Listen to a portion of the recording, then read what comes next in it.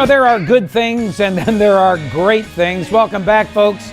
The Ray Lucia Show. One of the great things about, the great generation is the fact that they have so many cool stories. I was with my dad last night, and he told me a story that he's told me several times before. I don't think he remembers having told them, but what a wonderful experience it is. There I was, Jeannie and I, having dinner with him, and he's talking about how he won a jitterbug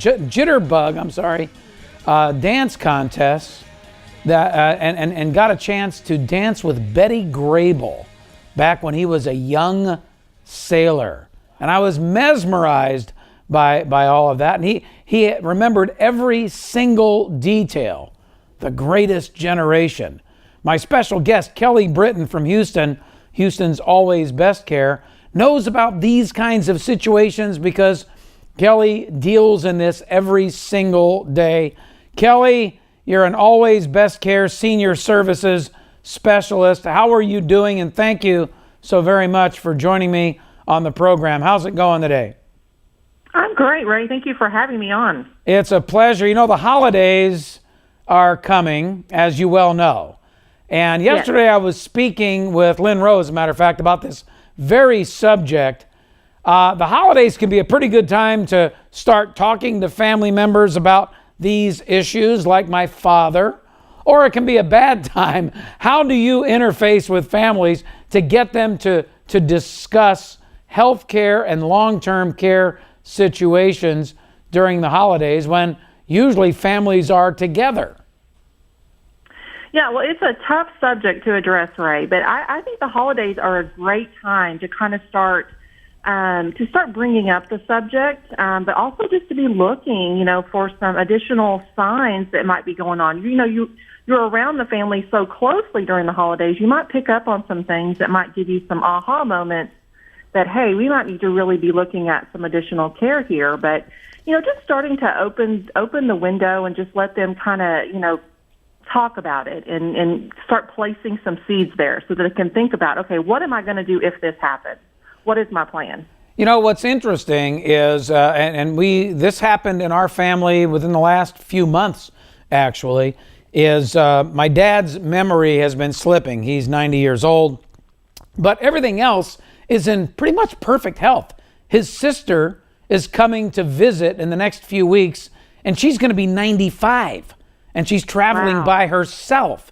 So there's some pretty good genes there, but his memory is starting to slip, and his doctor said he really needs to have somebody staying with him. And we found $1,900 a month available from the VA with the help of a firm such as yours. Can you talk about that and how you assist families not only in locating places for them to perhaps live in an assisted living facility, but also helping them to find the money? Yes, we always ask. We love to work with our veterans. Veterans have benefits available to them, so I always like to make sure that the family knows those are available. And it's called Aid in Attendance. It's a pension program, and, qualifications have to be met for some of those, but definitely something always worth looking into to get some additional funds to help pay for some of that care that they need to kind of help offset some of the costs. So let's talk about some of the signs. You were just mentioning, being observant, and that's exactly what happened in our particular case. My dad started to slip, and it's pretty obvious when the memory starts to go because, they can't remember their great-grandchild's name or a spouse's name. It's frightening in many respects, and I'm sure frightening for them. How do you really assess the situation, and what signs are you looking for? Well, a great thing to start with when you're visiting with loved ones that are aging is just, going up and giving them a hug. Just a hug alone can give you some noticeable signs. Have they lost weight? Do they feel more frail? Do they possibly have, body odor where they normally were always so, good with their hygiene? Maybe their clothes are disheveled and they've got, stains on them. I mean, if mom's usually dressed to the nines with her red lipstick and her hair's done and she's in sweatpants that are mismatched, those are signs of, hey, there's something going on here. Other signs to look for, just look around the house. I mean, is it more cluttered than usual? Is there mail piled up everywhere? Maybe there's a lot of thank you cards from charities where, the senior has been getting taken advantage of. Just seeing, there's all kinds of warning signs. Walking up to the house, how does the car look? Does it have some dents and dings on it? Is the landscaping not maintained? Is there a lot of dead plants? Do they have pets that they're not taking care of? There's so many signs all around to start looking at and kind of picking up on as you're staying with them there for that long period of time. Yeah, it's a very excellent point. As a matter of fact, one of the things that we had to do is take the credit cards away, because what we were finding is deliveries coming to the door. My dad would be buying stuff from a lot of the QVCs and so forth. Cool little trinkets here and there that he didn't need, but they sounded good to him. And he was spending money that he didn't have or didn't need to spend. So that's an excellent point. All right, let's go back to the family dynamic for just a minute, because I don't know about your family, but not all families get along, even during the holidays. So how would you advise individuals where there's some dysfunction to broach those topics? That's always a tough case. So, what I typically do is I have, you have the families get together and talk about what's going to be a plan. So much of senior care is financial planning, which is what you focus on, is making sure that they've got all those things in place, meeting with the elder law care attorney, meeting with the financial planner, knowing that they have some funds to work with, number one, because when a crisis hits, everyone's going to be in panic mode.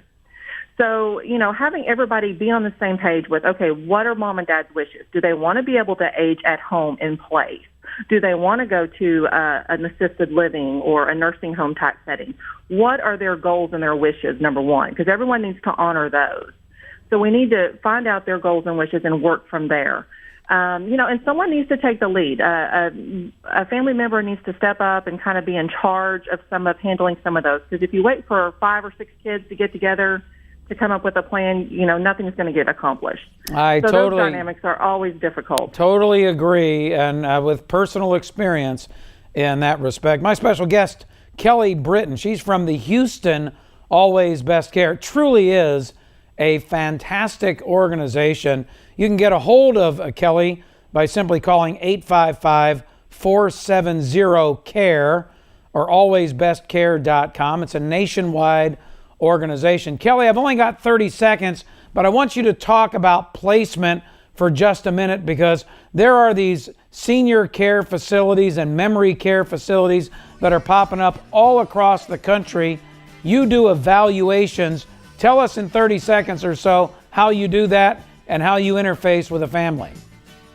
Absolutely. I take a personal tour of every community, and I have a database, and I collect information about the community. I meet with the family, and I get an idea of what their budget is, location-wise, where they'd like to be, and what their skill needs are.